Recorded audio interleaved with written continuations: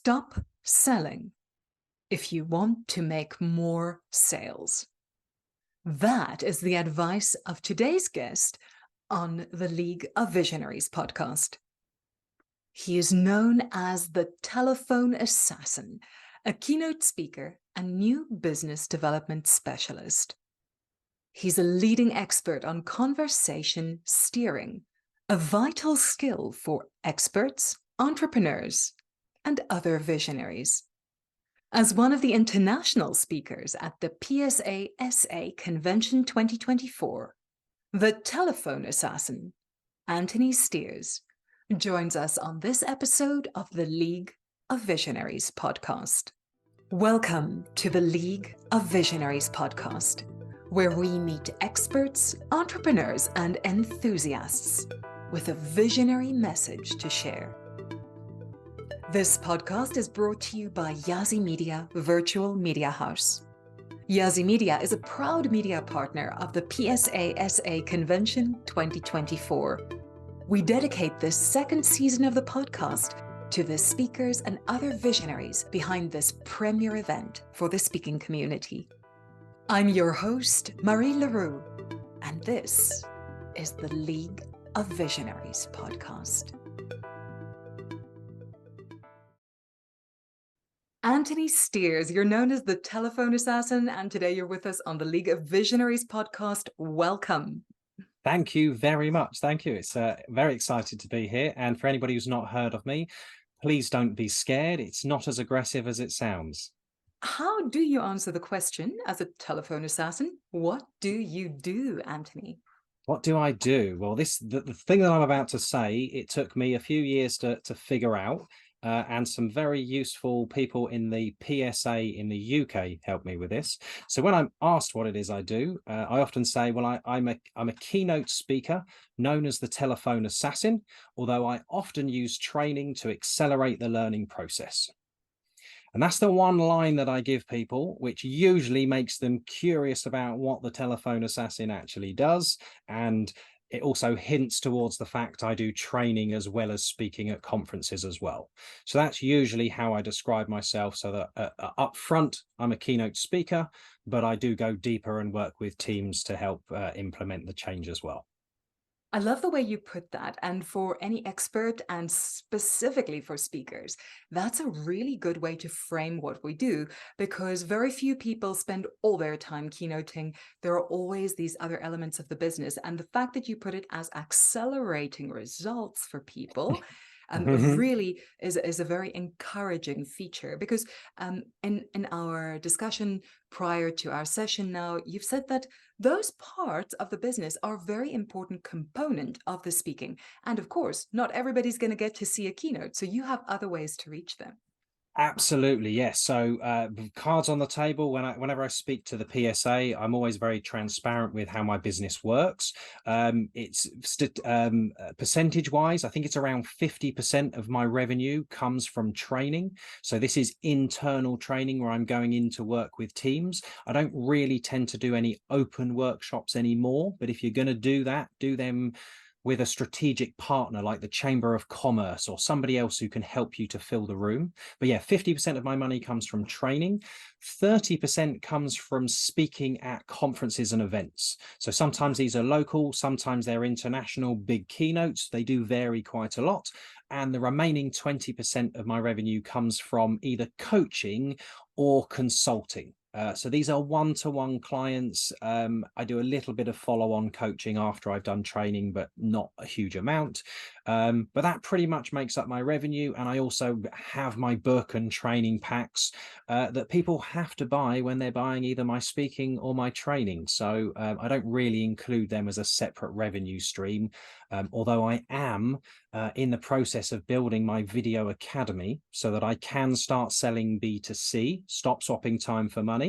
And it's a low value or a lower level sale that I could make that would be more of a reoccurring revenue type strategy. So yeah, that's my business. Pretty straightforward. I appreciate your transparency on that, because for many speakers, especially as they're evolving their careers, there are questions around what are strategic ways to do this, and especially to leverage your talent and your intellectual property Mhm. for money rather than just your time, and also to reach an international audience, right? Because not every audience is going to be lucky enough to see you in person, Yeah, but if you're online, the opportunity is there to work with you. absolutely. And early on, the reason I wrote my book is that somebody sort of said to me, "Oh, how are you protecting your content?" And I just turned around and went, "Well, I just teach people good manners and advanced common sense, really. I don't really think I can copyright that." And they said, "Well, you'll be surprised. You should write a book because it'll help you to copyright some of your process, even though you don't really think you have something worth copywriting." So that was one tip that I got. But another tip was to, if you want to be a speaker, particularly if you're new, I reached out to 2 or 3 big conferences that happen every year that are in my industry. So one of them was the Call Center and Customer Service Summit. And I found it. In fact, Jeff Ram found it. Another speaker who I'm sure I'll mention later on found this conference, and I just reached out to them. Their speakers at their previous event were sponsors. This told me straight away nobody was paid to be on that stage. In fact, quite the opposite. Many of them had paid to have that speaking slot. But I approached them anyway, knowing this, but knowing that they run lots of events throughout the year. I introduced myself and said, "Hey, I've just joined the Professional Speaking Association. I've released a book. I'm fast becoming the go-to guy for telephone engagement. If you're ever looking for a professional speaker," and I really highlighted professional, I said, "I've selected you as one of 3 events that I will do next year for expenses only." And they pretty Wow. much told me that their event was 6 or 7 weeks away. They had all of their speakers and that they might get back in touch. 3 or 4 months later, I got a phone call and I spoken at that event, I think 7 years on the trot. The very first year I picked up one of my biggest training contracts to date. I think back then it was about nearly 30 grand's worth of training from a client based on that one conference that I was speaking at. So each year I go back to them and say, "If you want me to speak again, I will." And I've done all kinds of sessions for their conferences just to kind of keep it varied. But that's just another little tip. If you want to speak more, it's great to get paid, but if you're not getting paid, make sure it's a really good fit for you, for your audience, and for you from a positioning kind of stance, because they love it each time. Each year I'm there, I record a little video thing for them that basically says, "I'm here at the call center conference. If you've got a contact center, this is one event you do not want to miss." And I And do of that course, for, that sells them tickets, so they must well, love and you. funnily enough, I seem to appear in their promotional materials most years based on what I did at the previous year. Anything that can help them to get more bums on seats, particularly if they're selling tickets, you can help them with that process, as well as turn up and offer a professional presentation rather than somebody who's paid to be there, who stands in front of their screen, reads their slides, and doesn't necessarily do what us professional speakers think should be done when you're up on stage. Ah, yes. Well, I recently heard somebody saying that there are many professionals out there, but not many of them are professional. And to Hmm. actually do a really good presentation. But you put your finger there on something really significant, which is actually what you talk about as profiling. We're going to come back to that because you profile the right event.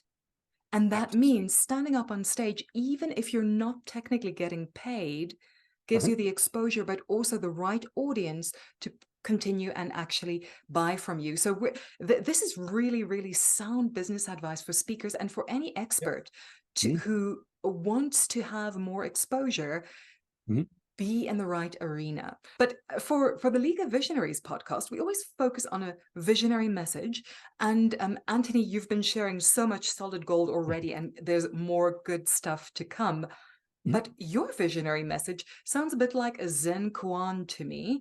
It's like, what is the sound of one hand clapping for businesses? You say, stop selling and you'll make more sales. What does this mean, Sensei? Uh, um, I think sales has just moved on so much over the last 10, 20 years. We use the internet far more now. I'm sure there's stats out there that say people have done nearly 80% of their buying decisions before they even have a conversation with you. So what I really mean by that is that for me, I always say I quite often get classed as a sales speaker or sales trainer, and then occasionally as a customer service trainer. And I personally prefer to be put in the latter category because I say I don't teach people how to sell. I just try and show them how to help their customers to buy. And this isn't me just doing a slimy twisting of words in a typical sales fashion. This is when you're selling, you're usually trying to overcome objections and convince people to buy. Mm. Whereas to me, I personally believe that sales will always be a numbers game, don't get me wrong, but it's not about convincing people to buy or overcoming objections. It's usually about capitalizing on the conversations people are ready to have. Okay. Which often means that when you're prospecting or you're looking for your next gig and you're trying to find your next slot, when you phone people, the likelihood is that they're probably not looking right now, right? Unless you're getting inbound inquiries, which is a great buying signal, let's be honest. Otherwise, you're proactively trying to more create awareness of who you are so that when people are hungry for your services, that they think of you and may get back in touch, or tell you when to get back in touch when they might start looking at show reels or your bio, or they might consider coming to one of your events. If you have a local event to an organizer, it's lovely to say, hey, I've got a gig here next month. Would you like me to have a chat with my client and see if I can sneak you in the back of the room? Right. It's a lovely offer to make. It shows supreme confidence. And most of the time, let's be honest with you, they either can't make the date or can't be bothered to come anyway, but it shows you're not scared of them seeing you in action. And it's a great way of building sort of credibility with people. That is so wise. It's really easy to start thinking about, oh, you approach somebody, you make a sale, and it's done. And that approach is Mm. exactly what gets people so many no's. And nobody Yes. can afford a no. It's demoralizing. It breaks Yep. your confidence down. It makes Yep. you think there's nobody out there. And Hmm. having that belief, I know that you say to your students, have the belief in what you are selling. And for many of the people listening to this podcast, it's yourself in many cases as an expert, your visionary message. And if you lose that faith because you're asking the wrong people at the wrong time and you're asking them the wrong thing, you're Yep. going to lose your confidence and you're going to lose steam and burn out. Yeah, and I think this is why so many people tell me that the new generations coming into the workplace, these younger people apparently are all petrified of the phone. This is what I keep getting I told. am. Well, what I typically explain is the younger teams that I work with, and there's quite a few graduate teams that I work with some of my clients, is they're not scared of the phone, but what they don't fancy as a job is that whole each knows one step closer to your next yes. Basically, read this script, 99 people will hang up or tell you to go away, but the 100th one may say yes and will pay you commission. Mm, Who wants to fill their day with that? mm, However, we now have the internet, we now got social media platforms, so we can kind of break the ice and become on people's radar before reaching out to them. We can read some of their articles and posts so that when we do reach out to them, we know what's an interesting topic or something that they might be interested in talking about, or something that we can thank them for writing. yes. People up on Yes. LinkedIn Wow. to thank them for writing a blog, and I pile it up with flattery. I sort of say to them, look, Henry, look, it's not very often I get to the very bottom of an article, and I just wanted to say thank you so much for taking the time to write that. I'm going to share it with a couple of my clients, but I just wanted to connect. I hope that's okay. Mm. And you will hear, Who's not going to melt when they hear that? you can almost hear their head swelling at the end of the phone. They won't want to end this conversation. They might ask you, what is it you liked about it? And that's the way that you think more about cultivating relationships. That's more what sales, I think, is about nowadays. Mm. It's reaching out so that people know who you are. Unfortunately, many of us speakers, we are not famous. but you do need to reach out to people with a realistic mindset Mm, of, I am going to reach out to this person, but the likelihood is they're probably not looking for my services right now. mm, Okay. And once you explain that to somebody, hey, this is what I do, but I'm guessing you're not looking for this right now, mm. by putting the most common objection on the table first, you make it safe to talk about. Because Wow. if they put the objection on the table and then you go into Mm. objection handling is technically arguing. It's telling them why their reason Yes. for not wanting to do something isn't good enough, Right. right? Right. So the problem is if you overcome an objection when you battle it head on, you move on to the next phase of the conversation where they think you're either twisting their words, Mm, or that you're obviously much better at this than they are, and therefore they're slightly worried about where it's going to go. So that analogy that I tend to give is it should feel like you're dropping off a pizza menu. mm, Okay, we all get takeaway menus put through our letterbox. But we've not normally had them knock on our door and ask to take an order when they're dropping them off. I mean, could you mm. imagine that if you had a knock at the door, went to your front door, and they went, "Hi there, Domino's, can I take your order?" Not Right? hungry. Well, don't get me wrong. Do it on a Friday and Saturday night on the houses blaring music and having a party, and you'll probably sell some pizzas. Yeah. Okay.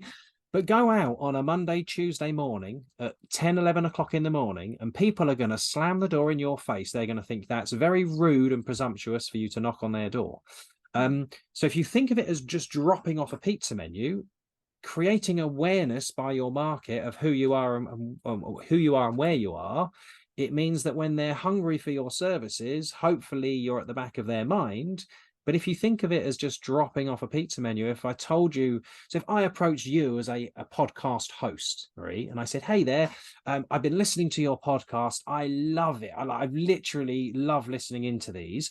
I've been invited on other podcasts as well. You probably haven't heard of me. And my guess is you're probably not looking for guests right now.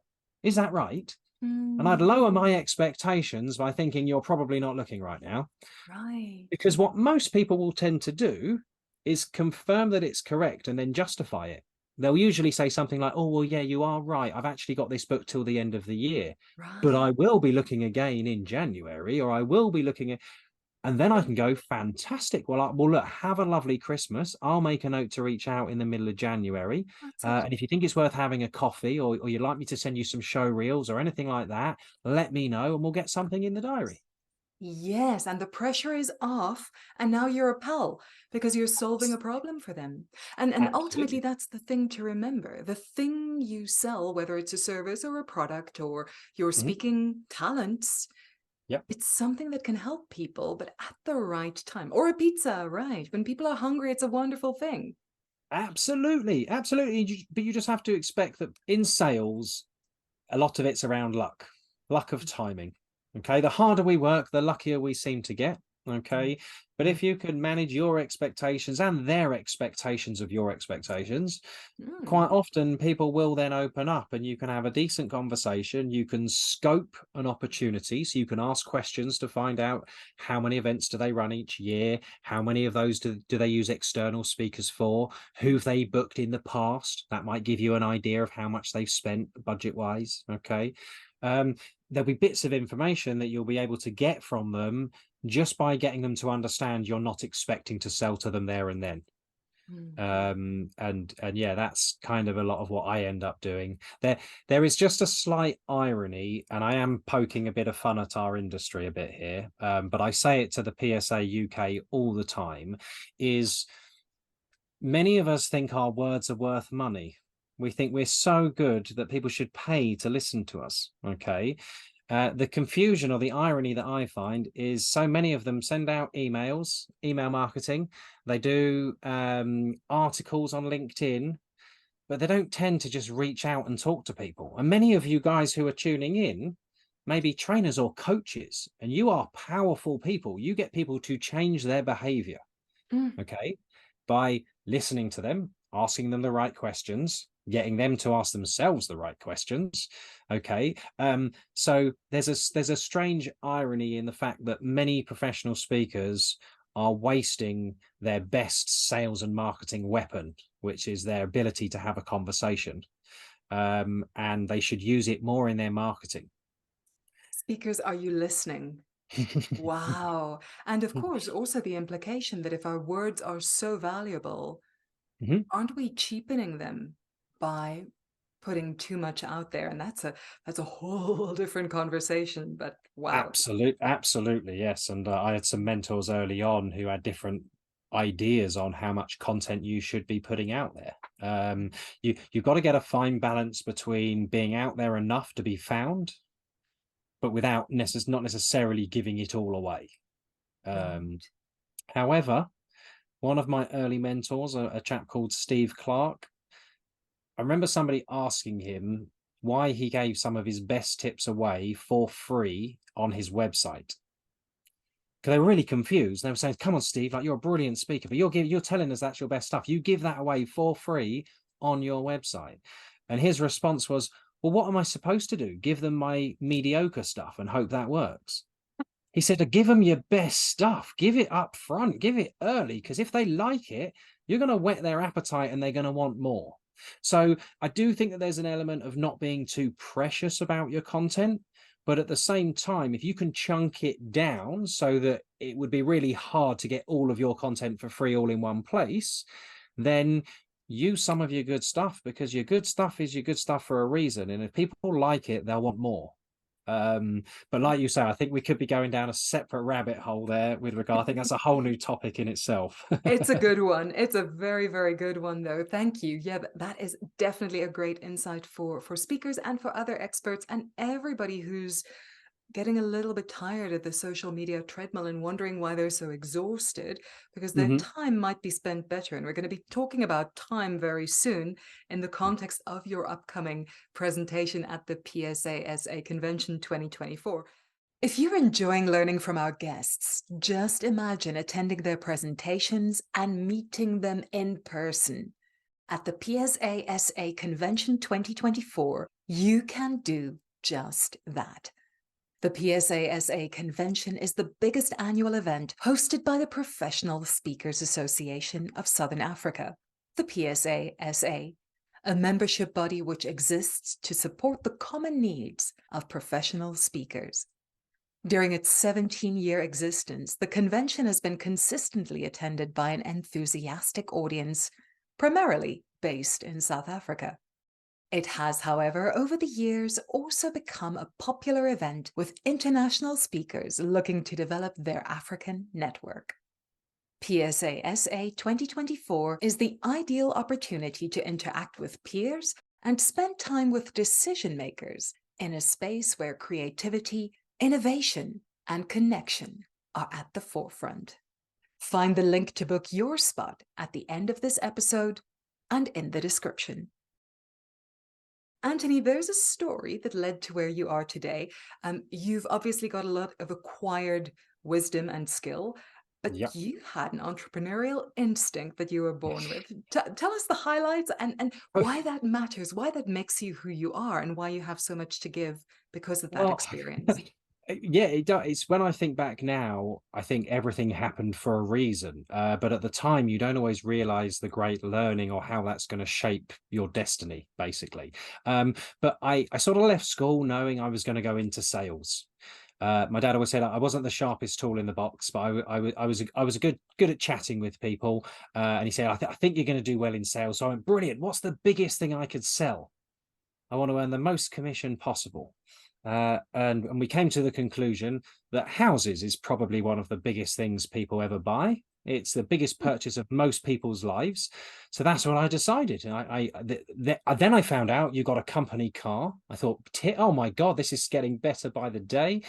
Yeah, so I went for 4 job interviews. I got offered all 4 jobs, and I took the one with the lowest basic. And I remember going back to all of the other 3 to tell them that I was taking the other job. And when I told them who I was taking the job with, they were all gobsmacked. They all knew that they were the lowest paid in the town, basically. But you And had they a went, good reason. yeah, well, a lot of the people I was being interviewed with the other companies were the owners of those businesses, and maybe they'd have 1, 2, or 3 shops. But the one that offered me the job that I went for was Man and Countrywide, or the Countrywide Group. It was the biggest estate agency group in the country. They owned Rightmove at the time, which was the biggest property estate agent. But most importantly, they had a training program. They promised to teach me some photography, negotiation. They were going to do an advanced driving skills thing so they could get my insurance down. Okay. There was all kinds of stuff that they were going to teach me. And that's why I chose to go and work for them, because of the training that came with it. But my greatest learning, I suppose, comes from one of my managers, a lady called Jane. And I live in a town. I used to live in a town called Wokingham, and I would be working in the Bracknell office. Now, the Bracknell office was the kind of cheaper houses, I'll be honest with you, but our border went over to Ascot. And Ascot Racecourse is it's the Queen's or the King's racecourse. It's really posh over there. So I found myself valuing houses in Ascot. And I remember going to value a property, and as I turned up in my Vauxhall Astra, which I was very proud of, I went on to the in and out drive, so that sort of semicircle drive, beautiful big frontage. As I was driving in, the Jaguar of the car of the valuer ahead of me was driving out, smiling at me. And after valuing the house, I did what I usually did, which was valuing it honestly, which was the lowest of all of the valuations with the highest fee, because we were the best, and I stood by that. But as I walked out, nice elderly couple, she thanked me for my time, and he kind of smiled at me and nodded as I went past him. And then as he shut the door, he went, "What does that kid know?" And that was the last thing I remember hearing was, "What does that kid know?" And I'll be honest with you, I was 20 years old. I was a third of the age of the guy who'd just come out of their property. And I remember going back to the office, and Jane said, "So when's it coming on?" And I said, I don't think I've got this one, Jane. She went, "What do you mean? You don't lose these. What happened?" And I explained what had happened in this appointment. And she just turned around to me and she said, "Well, I suggest you prove you're not a kid before you get there next time." And I went, "That's exactly what I need to do, Jane. How do I do that?" And she went, "That's what you've got to figure out." And what I learned was that if somebody had booked me an evaluation appointment that I was going to go out to see, that I was going to turn up with my ridiculous curly hair, looking very young, okay, and that they were going to judge me based on my appearance. So what I found was that if somebody else had booked an appointment in for me, I would phone them up 2 days beforehand. And if I could keep them on the phone for longer than 10 minutes, okay, I could guarantee that when I met them, one of the first things they would tell me is that I look younger than they expected, which I could then take as a compliment rather than a "what do you know" type of comment. So what I learned was that if I could have a conversation with somebody before I met them, then all of a sudden my appearance wasn't going to matter so much, and that actually it might work for me. So that little to me did I realize made me realize the power of a conversation on a telephone call has a massive impact onto what would happen if you then had a meeting with this person. So it was really interesting. So that was my first job. And I learned kind of so much from doing that. I suppose my key thing from learning the negotiation stage was when you have a buyer and a seller, you want the seller to think they have to come down 2 or 3 points. You have the buyer who you think has to come up for 3 or 4 points. And what you want them to do is to meet in the middle. You don't want buyer's remorse. Okay. And sometimes budgets are too far apart to make a deal, and you need to accept that they can't afford the service and move on to the next one, or cut your cloth and be happy to work for a lower fee. Okay. But it was really interesting because it kind of taught me the power of these conversations. From there, I then went to work for, and this was my last proper job, as my dad likes to describe it. So this was the last time I was employed by an actual company, as my dad says. And I used to sell a data profiling tool. So it was basically helping companies to buy a database of the other companies and people that they wanted to target. And although they all thought I was trying to sell them as much data as possible, I would always shock them slightly when they go, oh, you just want to sell me as much data as possible. And I'd go, no, no, no, no, no. I just want to sell you a small wish list if possible.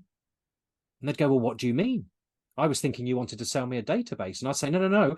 I just want to know who is your ideal sweet spot client, because I just want to find you a group of those to go after, because you only need to convert one of them to get your ROI and you'll come back and buy more, right? And they used to go, well, yeah, if I did get one client, yeah, I would come back. And I went, okay, then. And then I used to start writing telesales scripts that were either for a warm-up call or a follow-up if they were sending something beforehand. And basically enough clients sent, look, you're writing me these scripts, my team are using them. Do you want to come and run my team, or would you make calls for us? And that was how I started my own business, running a telemarketing company. And I did do it with a business partner who also worked for Thomson Directories, which was the data seller, the data company I worked for previously.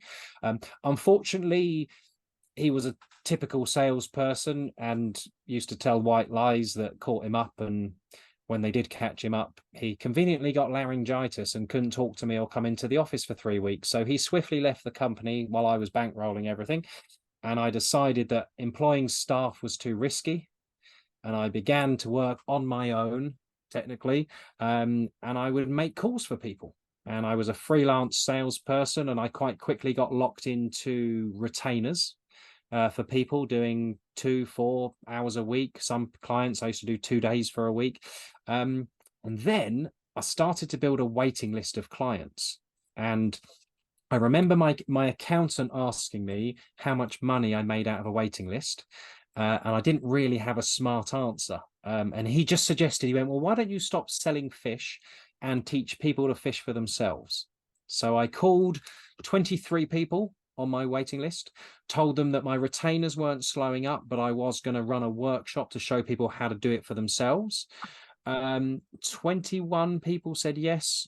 I made a month's worth of money in about 1 day, decided that was quite a good thing for me. And then I found a mentor who pointed me at the PSA, the Professional Speaking Association. This was over 10 years ago. He helped me write my book. And then, yeah, fast forward 7 or 8 years, I was president for PSA London for 2 years during COVID. Took over in 2019, thinking I was going to planning these epic events I was going to run. And then we went into Zooms, didn't we? Wow, what a time to Yeah. be doing that. But of Yeah, course, your skills must have come in really handy. And hence, of course, the telephone yeah, assassin, which is a brand you've absolutely. evolved so beautifully. And this is a brand people just have to see. People just have to visit your website to see what this looks like, because it's inspired retro. Tell us. And tell Yeah, us about the pink. Why the hot pink? well, the branding came together quite a few years ago now, and I don't know if it was an afterthought from the designers after they'd come up with this thing, but originally I had this key with my initials in it, and it used to say opening doors and creating opportunities. And I met the other Michael Jackson, who invited me over to South Africa The many years speaker, ago, right? my first international speaking trip. And he just went, oh, you're an estate agent? And I went, I was, but you're not anymore. And it kind of made me go, yeah, I think this is the wrong kind of branding. Um, Luckily, he was good friends with Jeff Ram, amazing guy when it comes to marketing. And we came up with this kind of passport that could get you in anywhere. And we just sort of came up with this telephone assassin brand that the designer afterwards said, well, I've highlighted it with some pink because I feel like it softens the aggression in the word assassin. But the pink really stood out for me. It seemed to pop. In fact, my branding meant so much to me that very often for the first 6 or 7 years of being a speaker, it would be very rare not to see me in a 3-piece suit with a pink tie, pink socks, even pink underpants on it. We went that far. Yeah, everything is just very pink. And it's something that when I send out copies of my book, pink and black seem to be my branding. So my book is usually, if you're not buying it from Amazon, so if you're buying it from me directly, it's wrapped in black tissue paper with a pink ribbon with a handwritten note.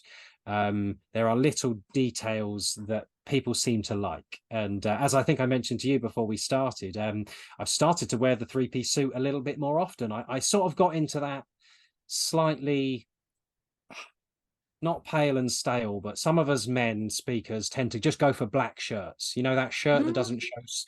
doesn't show sweat, so it's a good one for us when we're getting hot and animated. And a three-piece suit, if you get hot anyway, is not the best thing to be wearing. But it felt like my uniform. It was like I'd put a cape on. Mm. And I've started to get back into that. And it's amazing because my profile picture is often me with my pink tie on. People Mm. walk past me at an event and they stop and look and point at me and then point at my hair. And they're like, "You're the phone guy, aren't you?" And it just seems to catch people's sort of memory and stand out for them. So, And imagination. It's catchy, it's got so much about it, and it really, really works. So visiting your website is an absolute must. It's an exercise in brand mastery that has stood the test of time for you. But despite the mhm, telephone assassin catchphrase, which still works very well, yeah. what you do has evolved. Can you tell us a little bit about that? It has. So the telephone assassin brand worked really well, but I seem to be getting pigeonholed a lot as the cold calling guy. Ooh. Now, about 20% of what I do is working with people on lead generation and outbound prospecting type calls, but the rest of it is usually up serving existing customers, customer service departments. Yeah, there's so much more that I kind of tend to do. So I'm kind of going through a bit of a rebrand at the moment, and I kind of position myself more as a conversational strategist. So at the beginning of COVID, I started to share my 5 conversation steers. So how do you steer the conversation? And I was giving people these sort of tips. But then we went into lockdown and I had clients asking me to do Zoom steers. So if you were hosting a Zoom meeting or doing a Zoom event, how would you do that? So I was then doing those. Then it was boardroom steers. So people who had set up that big meeting with multiple decision makers, how do you manage that conversation and move it forwards and prevent that pipeline constipation and all that kind of stuff? So it becomes more around conversational strategist. Um, but it's kind of tricky because I have to listen to, if it's an inbound inquiry, I have to listen to what the client is looking for and give them what they're asking for. And they might have heard of me as the telephone assassin, or they've been given my book. Usually that quite commonly is the case.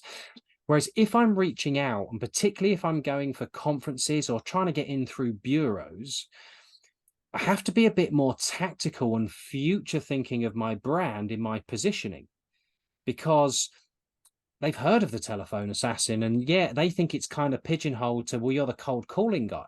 Whereas when I Mm. can turn around and say, well, no, I'm a conversational strategist, but I excel in the human to human side of things. This can sit really well with an AI conference where I'm no AI expert, but I can talk about human to human expertise and how you might use AI in order to help you feel researched and prepared to have a human to human conversation. So I have to try Yes. and keep myself relevant. And there's one speaker who I always think of that really highlighted this to me at the PSA UK conferences, and it's Kathy O'Dowd. All She right. hiked Everest from 2 different sides. She's the most Mm, adventurous yes. woman you will ever meet. South African born. Yeah.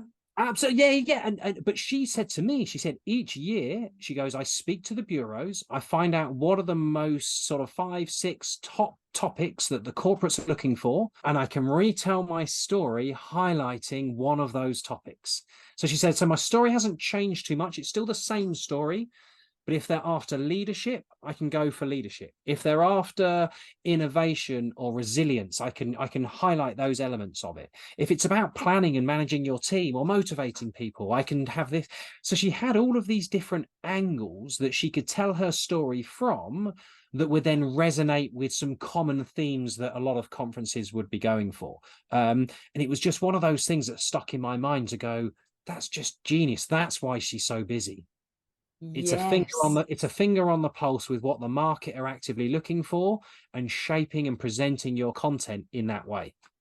That is absolute gold for every speaker, because there really is a universal element. You don't have to change what you do, but you Mhm. change the way that or evolve Yeah. the approach to accommodate or to reach people who actually need you, but they might not know it if you're not Mhm. using their what they're looking for. And a lot of what you're speaking about comes down to this principle that you really teach of profiling who you're speaking to, speak to the right people, and use your resources strategically. One of those is time, and it's one of the elements that you speak of in your PSASA Convention 2024 presentation, which you've called "You Can Become a Sales Maestro." And you've said that you believe sales is often a part-time job that we should spend 2 to 4 hours a week on as smaller businesses. But so many smaller businesses and speakers are spending more time than that and getting less results. What are they doing wrong, and how are you going to teach us that in your presentation? So, well, in my presentation at the conference, I'm going to be sharing a almost like a call structure, I suppose. So it's made up of kind of two golden rules at the beginning and the end, and that's about how to get permission to speak, so people are ready to lean in and talk to you, so that you don't end up just sending lots of emails. People just go, "Oh yeah, could you just email me?" Right. So how do you stop that from happening? And then at the end of the call, how you prevent what I would call pipeline constipation. So if there isn't an imminent need and you're sending information, whether it's case studies or show reels, that you're kind of booking in that next step to keep the momentum moving forwards. And then in the middle, it's just the three phases of the conversation. So it's how do you get people to like you enough to listen? Because you need them to listen. How do you establish a credibility so that they trust you? And then how can you get them to take action as a result of speaking to you? I think if you can master those three things, get people to like you enough to listen, establish a credibility quickly so that they know you can be trusted, and then do something as a result of speaking to you, you're halfway there to getting a deal done. Okay. The part-time job bit that I talk about is that when I was sort of freelancing and doing the calls for people, I think I had 7 clients, 7 different companies that I worked with, where I was either their sales or sales and marketing manager. Okay, these were SMEs, and no, they weren't speakers, but literally most of them only needed a couple of good appointments with the right people each week in order to be able to convert enough sales to hit their target. And quite often, if you make a few phone calls, if you do the profiling first, which we've talked about, as you sort of highlighted, that I stress the importance of this. Okay, it's about sniper selling, not scattergun. And I don't want to be too army related. I'm not really that kind of a person, but We'll bring in the hot fuchsia pink. I'm a lazy salesperson. I don't want to waste ammo by going after anybody and everybody. I'd rather create a wish list of 20 clients that if one of them came on board would change my whole quarter. Okay. Doing a bit of research on them beforehand and basically trying to cultivate a relationship with them. Okay, because the timing is unlikely to be right when I first reach out to them. So it's probably going to take at least a few weeks, if not a few months, before there's really going to be an opportunity for me to start putting myself forward for. So quite often just chipping away at your wish list is kind of all you really need. But that does go on the basis that you're doing a little bit of marketing at the same time, and that you're getting the odd referral come through, or that at least you're asking for referrals. If people aren't recommending you anyway, at least be asking for referrals from existing customers. And hopefully getting the odd bit of either social engagement. So I know a lot of people, particularly speakers, we like to do articles and posts and things on LinkedIn. Well, I work with a lot of Facebook and LinkedIn lead gen companies to help their clients get them off of the platform and into a conversation. Because just because they've accepted your invite or agreed to download your ebook doesn't mean they're going to buy your services. Quite often, it just means they're tempted to walk into your shop, but you still haven't spoken to them yet. So my kind of philosophy around this kind of outreach is you have a sort of a wish list, and you do use a bit of social to get yourself out there and visible, but be careful with the email marketing. All right. Don't get me wrong. Email marketing does work, but in my mind, email should be sent, particularly in sales, should be sent to create a paper trail of the conversation you've already had, rather than trying to have the conversation on email. Because people often make me wait 2 or 3 days before they even respond to my email. And if I ask them 3 questions in it, they usually only answer 2 of them. So I still end up having to go and chase them up again anyway. So I if you come to the conference, I will give you a really simple call structure that you can use to cultivate relationships with a wish list of clients, so a small number of people. That means that you are not spending hours and hours cold calling and filling your day with no's and filling your days with rejection, but cultivating long or medium term opportunities and scoping them, but also converting any of the inbound inquiries that are coming in. So if you are getting a bit of social engagement or website inquiries or referrals, I'll explain how you can use that call structure in order to catch and convert as many of those leads as possible. That is such a good reason to be in that presentation at the PSASA Convention 2024. In the meantime, there are other places to find you, and with all the golden nuggets of wisdom and sales strategy, but also really caring about people, relationship building strategy that you've shared, I'm sure people would love to find you, follow you, and learn more from you. Where is the best place to go? If you Google me, you will find all kinds of resources. Please connect with me on LinkedIn, particularly if you're in the professional speaking world. I love connecting with speakers. And I'm also really keen to hear if you're going to implement any of the stuff I've talked about. Let me know how it's gone when you've got a chance to put it into practice. My website is just anthonystears.co.uk, but you can look for the telephoneassassin.co.uk as well. My book is available on my website. If you appreciate fantastic packaging and are happy to wait a day or two longer, order the book through my website. If you're impatient and want it quickly, I understand. Go on to Amazon. You can order them from there and they'll be with you very quickly. But my number is very easy to find. So I know those of you in South Africa, I consider you're like my family across the pond. We're only, in fact, I think time zone wise now, we're really close together. So you guys can phone me almost whenever you like. I would love to chat to you guys. But yeah, I'm really excited. The PSA did so much for me in the UK of learning the industry, learning my craft, building my network to a point where I'm luckily where I get referrals come in as well. And I owe so much to the PSA. So to be able to come back to over to PSA South Africa, which I've been over to a few times, thanks to the other Michael Jackson and Paul McConnon and those guys at the Unique Speaker Bureau. Hopefully I'll be seeing them soon. But yeah, reach out, get in touch. I would love to hear from people. And Marie, thank you so much for inviting me on. Hopefully we've been able to give people some value, a bit of a mindset shift around picking up the phone, and hopefully excited them into wanting to come and meet me in person next year. If you do buy the book, by the way, bring it to the conference. It will get signed by me as well.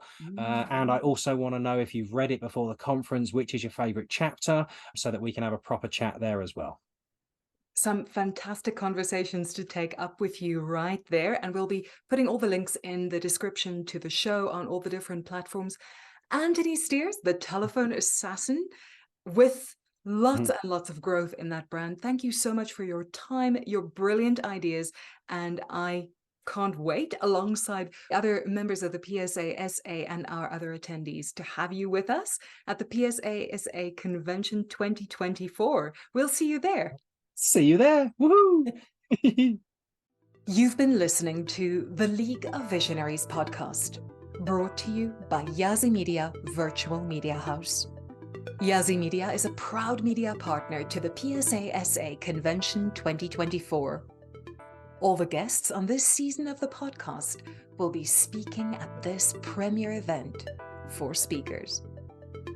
Book your spot at the PSASA Convention 2024 on the PSASA website at www.psaSouthernAfrica.co.za.